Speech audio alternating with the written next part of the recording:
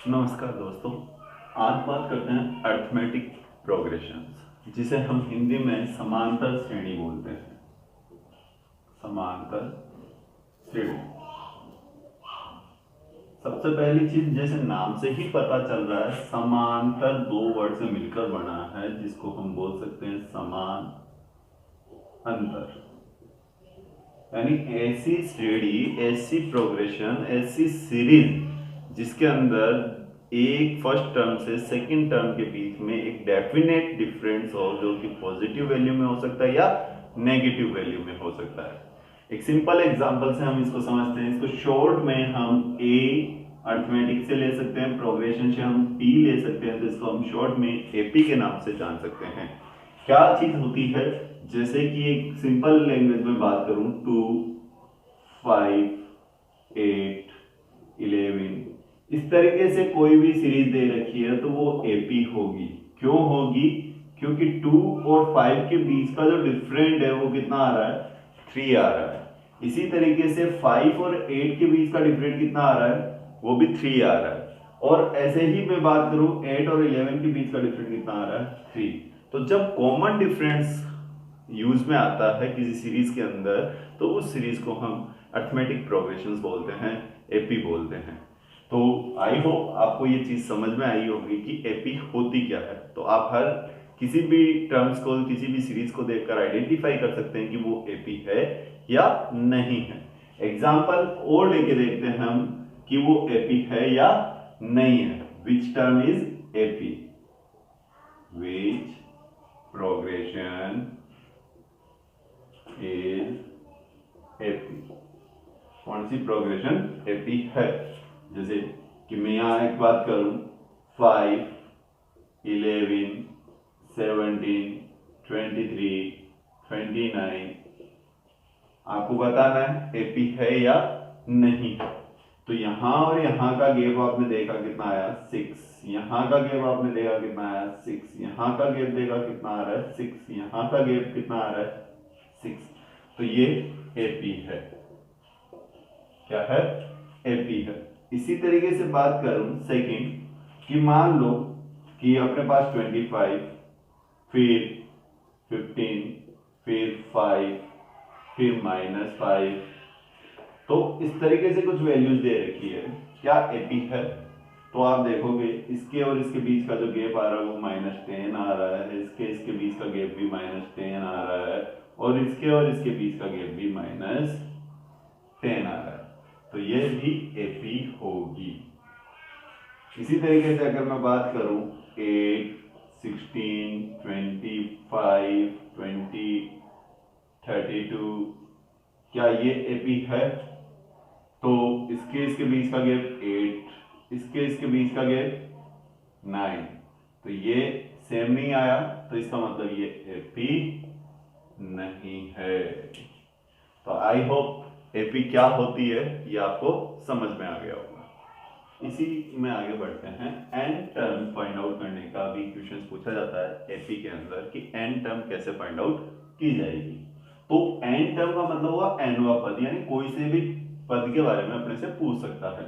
जैसे एक एग्जांपल के तौर पे मैंने यहाँ एक एपी ली कि 2, 5, 8, 11 इस तरीके की एपी है, इसकी 10 टर्म क्या होगी, ये चीज हमारे को फाइंड आउट करनी है। तो इस तरीके के जो क्वेश्चंस आते हैं उनको हम इजी गोइंग फाइंड आउट कर सकते हैं। बस इसके लिए हमारे को एक छोटा सा फॉर्मूला लर्न रखना पड़ता है। वो फॉर्मूला क्या है? एन टर्म जब भी हमको पूछेगा तो हम उसको टीएन से रिप्रेजेंट करेंगे, ठीक है, टर्म एन के लिए। और इसका जो फॉर्मूला होता है वो होता है A plus N minus one D. यहां पर ए जो है वो डिनोट करता है A equal to first term of AP. AP की फर्स्ट टर्म को डिनोट करता है।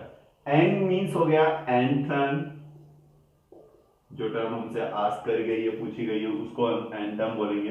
एंड डी का मतलब हो गया कॉमन डिफरेंस। Common difference. तो यहां पर हमारे को ये सही से अच्छे से समझनी है कि एपी में ए क्या होता है, डी क्या होता है और एन क्या होता है। ये जो एपी दी हुई है इसमें जो फर्स्ट टर्म है ये वाली, इसको हम ए से रिप्रेजेंट करेंगे। इसी तरीके से इसके और इसके बीच में जो गैप है, जो डिफरेंट है, उसे हम d से रिप्रेजेंट करेंगे। तो कितने का डिफरेंट आ रहा है? 3 का, जिसको हम d बोलते हैं। तो यहां पर एक चीज आपको याद रखनी है कि d कैसे कैलकुलेट किया जाता है। तो d कैलकुलेट करने का फॉर्मूला हम बोल सकते हैं कि second term minus first term. Second term में से फर्स्ट टर्म को लेस कर दो। सेकेंड टर्म का मतलब 5 में से 2 को लेस किया तो क्या आया अपने पास? 3 आया। तो 3 क्या हो गया? d हो गया। और n टर्म मींस 10। तो अब according to formula values put up करते हैं हम। तो देखते हैं कि a की वैल्यू कितनी है हमारे पास? 2 प्लस n माइनस 1, n कितना है? 10 माइनस 1, d जो कि हमने कॉमन डिफरेंस निकाला, second term minus first term कितना आया? 3। तो इसको भी हम ब्रैकेट में लिख देंगे। तो हम यहां देखते हैं, तो हमारे पास जो वैल्यू आती है 2 प्लस, सबसे पहले ब्रैकेट सॉल्व होंगे according to BODMAS rule. तो इसमें से इसको सॉल्व लेस किया तो 9 आया। 9 को जब हम 3 से मल्टीप्लाई करेंगे तो 27। तो 2 plus 27 equal to 29। It is the n term, यानी 10 टर्म। तो हम कह सकते हैं कि 10 term of AP is 29।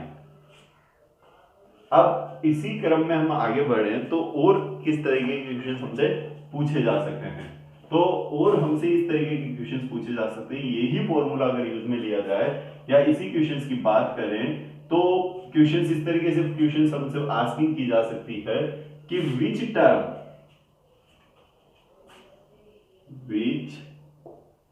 Term of AP 2, 5, 8, 11 is 29। यानी जो एपी है 2, 5, 8, 11 उसकी कौन सी टर्म 29 होगी। तो कौन सी टर्म, विच टर्म पूछे तो भी क्वेश्चन इसी फॉर्मूले से सॉल्व किया जाएगा। कैसे? हम सिंपल सी बात करें तो हमारे को टर्म दे रखी है, टर्म का मतलब tn दे रखा है, तो tn हमने ले लिया 29। फर्स्ट टर्म हमारे पास में वही 2, n हमको पता नहीं क्योंकि विच टर्म यानी n टर्म हमारे को फाइंड आउट करनी है। तो n पता नहीं, तो n की जगह n यूज में लिया -1। अब d हम बात करें second term minus first term, तो second term minus first term इसमें से इसको लेस किया तो कितना आया? 3। तो d कितना हो गया हमारे पास? 3 हो गया। अब ये जो 2 प्लस का है इसको ट्रांसपोज करेंगे तो आप देखेंगे कि लेफ्ट हैंड साइड में जब ये ट्रांसपोज होगा तो 29 माइनस 2, क्योंकि ये प्लस का 2 था तो ट्रांसफर होगा तो नेगेटिव वैल्यूज के साथ होगा। अब इधर क्या रहा हमारे पास? n-1 and 3। 29 में से 2 लेस किया हमने तो 27 वैल्यू आई। यहाँ आप देख रहे हैं जब ब्रैकेट में दोनों वैल्यू है तो दोनों के बीच में जो रिलेशन है वो मल्टीप्लाई का है। जब हम इस 3 को इधर ट्रांसपोज करेंगे तो ये किस में आ जाएगा? डिवाइड में। तो ये डिवाइड में आ गया। तो n-1 यानी 27 में अगर 3 का डिवाइड देंगे हम तो क्या वैल्यू आई हमारे पास? 9। ये -1 है, 9 इक्वल टू n-1। -1 को इधर ट्रांसपोज करोगे तो 9 प्लस 1 इक्वल टू n। तो n की वैल्यू आई हमारे पास 10। तो हम कह सकते हैं कि 10 टर्म ऑफ एपी 2, 5, 8, 11 इज 29। यानी 2, 5, 8, 11 जो एपी है उसकी 10 टर्म जो होगी वो कितनी होगी? 29 होगी। तो आई होप ये टॉपिक आपको समझ में आया होगा। अगले वीडियो में हम बात करेंगे कि इनका सम कैसे किया जाता है, यानी एपी की जो वैल्यूज होती है उनको जोड़ा कैसे जाता है। ओके।